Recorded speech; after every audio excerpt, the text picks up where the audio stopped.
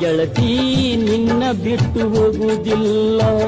ಶ್ರೀಮಂತ ಮಗನೆಂದು ಸೊಕ್ಕು ಮಾತ್ರ ನನಗಿಲ್ಲ. ಪರದೇಶಿ ಮಗಳು ಎಂದು ಇರಲಾರೆ ನಿನ್ನ ಮರೆತು. ತಂದೆ ತಾಯಿ ಎಲ್ಲ ನೀನು, ನನ್ನ ಬಂಧು ಬಳಗ ನೀನು. ಗೆಳತಿ ಅಳತಿ ಯಾಕ ಇಂದು ಇಲ್ಲಿ ನೀನು, ಮರೆಯಲಾರೆ ನಿನ್ನ ನಾನು.